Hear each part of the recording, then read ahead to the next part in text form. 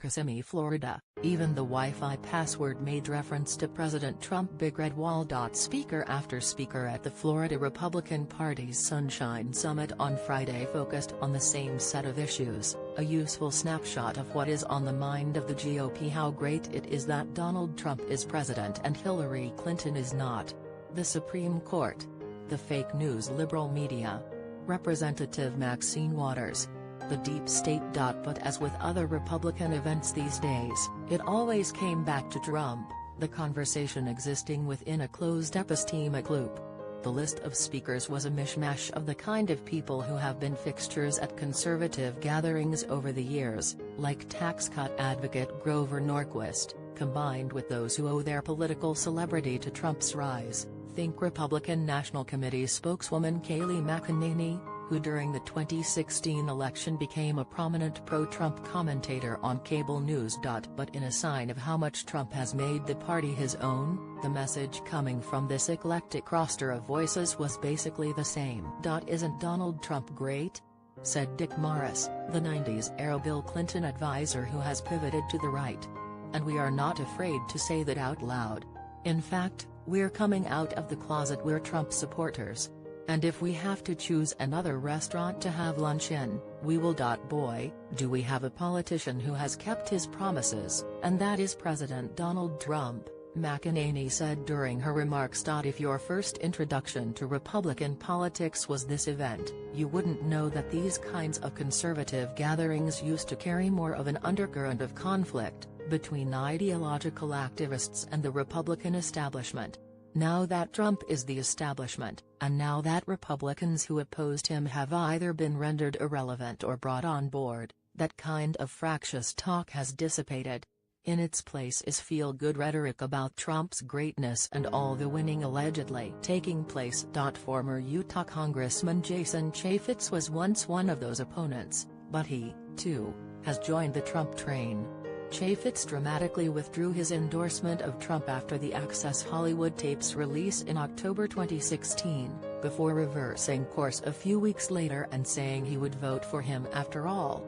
I can't say I was the first person to adopt Donald Trump for president, but I'm a believer now, because he's the only person who could have done what he's done, Chaffetz told the crowd. I am absolutely amazed and proud of what his president has been able to do. In a show of dedication, he at one point advised the crowd to look in the mirror and say, "I'm so happy Hillary Clinton is not the President of the United States" when they wake up each morning. One voice of measured dissent was Kentucky Senator Rand Paul, who criticized Trump's trade tariffs, saying he thought they were making the markets skittish and may put a hamper on economic growth.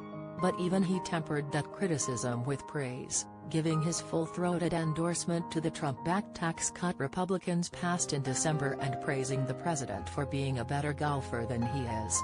Controversy had surrounded the Sunshine Summit this year due to organizers' invitation of Dinesh D'Souza, the conservative provocateur who pled guilty in 2014 to making an illegal campaign contribution and recently received a presidential pardon from Trump. D'Souza had tweeted an attack on Parkland students that was widely condemned, and some Republicans, including Florida Governor Rick Scott, criticized the state party for welcoming him to the event. D'Souza later apologized. But the summit's attendees didn't seem to mind his presence. D'Souza took the stage after a long day of speeches and was greeted with a standing ovation. Stacks of his latest book sat on tables in the back of the ballroom, and he signed them after speaking. D'Souza gave a nearly 45-minute-long stem winder on some of his favorite themes, like his contention that Democrats inspired the Nazi regime. He also referred to Hillary Clinton as a crooked hag. In an interview afterward, D'Souza said he had reached out to the organizers after reading about the controversy over his invitation, and had been assured they were sticking with him. It seemed to be a temporary ripple in the water that quickly dissipated, he said. There was also talk of the media, a lot of it. But not in the form of condolences for the journalists of the Annapolis Capital-Gazette, 5 of whom were killed in their office on Thursday by a gunman who had a long-standing feud with the paper. Even though Trump, who regularly riles up his supporters against the press, has ratcheted down his rhetoric in the wake of the shooting. Speakers at the Sunshine Summit carried on as though nothing had happened. McEnany,